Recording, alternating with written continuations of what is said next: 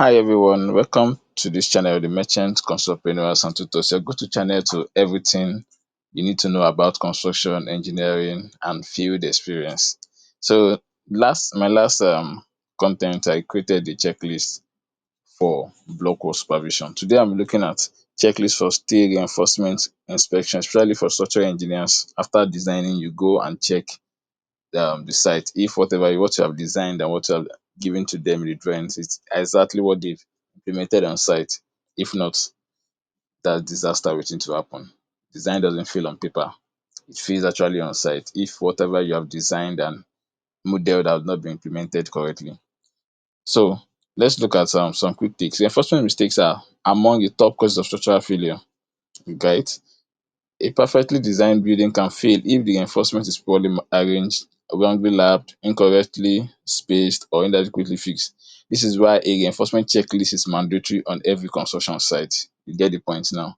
I explained. If a structure doesn't fail on paper, you have done it, it's passing. But if on site it's not being exactly arranged or implemented the way you've designed it, then there's a problem. The structure is bound to fail. Right?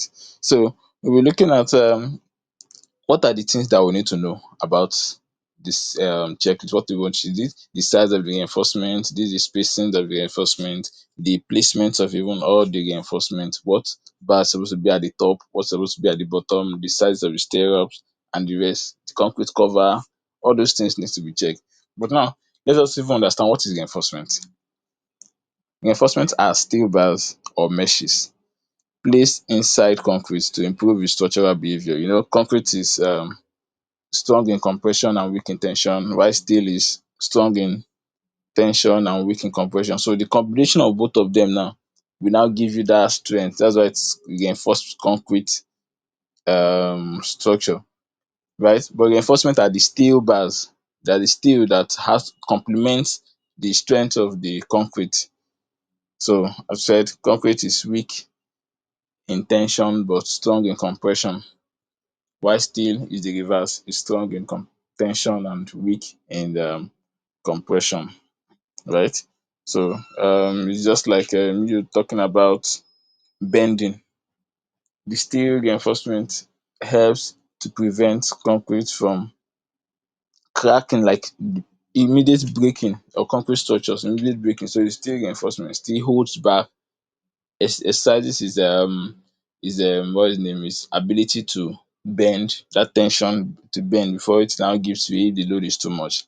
So when combined, they form the reinforced concrete structure. Just as you are seeing the image there, you see the concrete, you see the reinforcement. So the reinforcement is embedded in the concrete. So reinforced concrete is a system where concrete resist compression, still resist tension and bending, like I said initially. So this partnership allows beams, slabs, columns, foundations, every other structural element you can think of to carry load safely without having any issues, right? Okay, so let's go straight to the checklist for the enforcement supervision. So the first thing, let's look at the general check. This general check is like overview of what it is, because if the materials are not okay, then whatever you are checking next is irrelevant. So first thing is material. Ensure that the rebars are of correct grade. If you specified grade 460 megapascal, it should be 460 or above when the tensile strength test is done on the reinforcement. You should also check for rust, check for bend, check if oil is on the reinforcement. If oil is on the reinforcement, then it's not going to bond with concrete. If there is light rust, the thickness also, if it's not what it is, there's a problem. Also confirm the bar diameter. Some of them, when you get to the market, they are selling at a price, but when you check the actual size, bar 16 might not actually be 16 again, to be 12, or even less than 12, or let's say 14. So you need to check that. Now the bar bending and support, the bars, they must be tied together using binding wire, what we call binding wire. It is well twisted, it holds dis reinforcement in place. Den adequate cover blocks must be in place. Concrete or PVC depending on the type, if dis PVC type of cover that you have, use it and make sure it is in the right place. If it's concrete, the same thing, what we call biscuit. Yeah. So you verify the spacing of the bars are adequate, exactly as you have done it using a measuring tape. So you don't just look at it visually and say this thing looks like it is 150 spacing, or it's spaced at 175 and this is at 200 or 225. So all these are general things you need to do. Check for the materials, then what's the name? Material sizes, the strength. You ensure that this is okay. Ensure that oil is not on it so that it's not going to slip and then it's not going to bond. So now let's look at the column reinforcement checklist. So longitudinal bars. So these ones are the vertical bars. Column is standing, the structure element that stands vertically. So the longitudinal bars are those vertical bars. So you check if they use the correct number and size as per the drawing. If it is specified as 6, it should be 6. If it is specified as 4, it should be 4. And the bars must run straight and continuous. Then laps should be staggered and positioned in low stress zones. So you don't expect to lap at, let's say the column is standing at 3 meters high and you are lapping at 1.5. No. The lapping should be at the low stress zone, right? So then the links, use correct spacing. Yes. You should also check the size, if it is actually what has been specified or not. Just as in the images here, you can see the links. Look at the cover blocks, like the concrete biscuit. The links, the cover blocks, you look at it and ensure that everything is okay. Then the minimum cover for columns are 40 millimeter. Always ensure that the column starters match bars to the next floor. The column starters, if you have suspended floors, the one coming from the ground floor and the one coming on the first floor, whatever is going to there, the column starters should match. If it doesn't match, then there's a problem. You need to ensure that the reinforcement are actually interpreted right.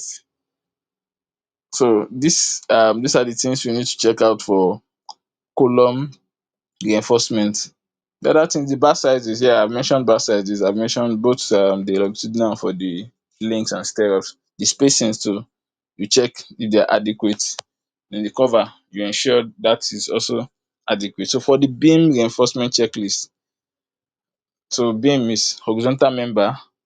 It has the top and bottom, that the link is the one holding all of them, or the stirrups, as the case may be.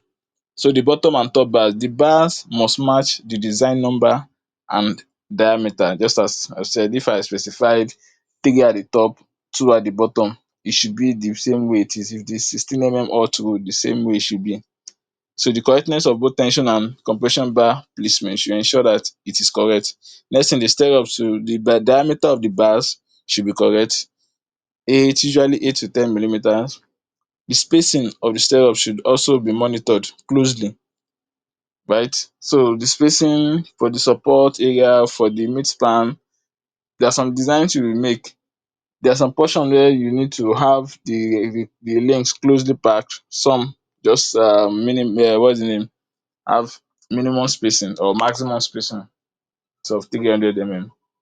So you need to check all those things. Also the anchorage, just like from the images here, you have a U bar or an L bar at the joints where you have beams and columns, or where two beams are coming together, so that there's proper anchorage and that the anchorage length is sufficient. You don't just leave bars protruding, just pointed, right? So you need to close it up. So these are the other things you need to look into. Even for columns, the same, this anchorage is also important in columns too. You need to ensure that they are at the exact point, right? So at the point of termination, at the point of joining, there will be an anchorage, L shape, U shape, so that it is firm, right? So we've looked at that for the column, we've looked at that of the beam. So we'll be looking at that for the slab reinforcement checklist. So we have the main and distribution bars, right? Either one way or two way. design. The reinforcement, we are still singing the same song. The reinforcement should be of correct diameter size, must be of the same spacing as indicated in the drawings. The positioning, if you have a support bar, the distance it is going to come out on one part of this portion of the slab and the other portion of the slab, it must be correct. It mustn't be done just like we have been doing this thing before, so we just assume that let's just divide into two. No, it must be correctly placed according to how it has been said in the drawing, and also the spacing. Then for the support, horse bench or the chair, just from the image you can see here, must be placed at the point where you have top and bottom reinforcement so that they are not going to be sagging.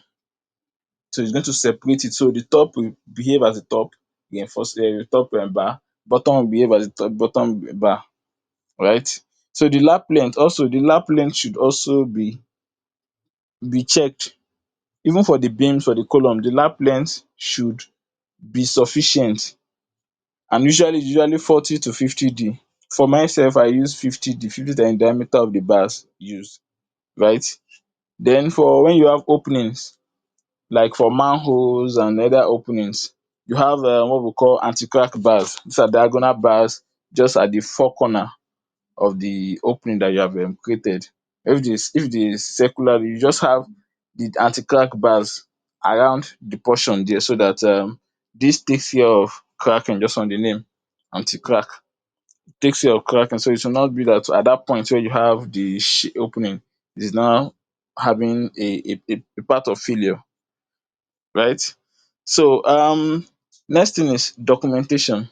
This and that is not, after going to check these things, then you have to have your reports, right? You need to verify that the bad bending schedule is okay, and that's what has been implemented. Also, the inspection forms, you need to fill the inspection forms that you have checked and it is okay. Then also take pictures, photographs. That's another part of evidence. Then if there are non-compliance, like you checked and some of the things are not the way you have designed it or the way you have placed it, you need to put it in writing and also inform them to correct it. Then after that, you now have to give your final confirmation that everything that have been designed have been implemented before they start casting. So in conclusion, with this checklist, engineers and supervisors can maintain high standards and avoid costly structural failures, right?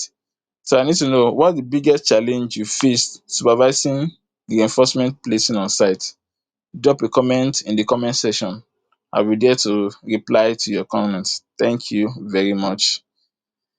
So we'll be looking next in the next content. I'll look for a very, very enticing content to place, because there are so many things about this construction management, especially since I have had this construction management course. There's so many things I feel site supervisors, site engineers need to know, construction engineers need to know, but even clients, they need to know these things so that they won't be led astray or they won't be doing things by assumptions, right? So thank you for watching this content. I hope you got value for it. For more educative content on construction, engineering, practical site works, management, kindly subscribe to this channel, The Merchant Construct-preneurs and Tutors. Hit the like button, share this content to your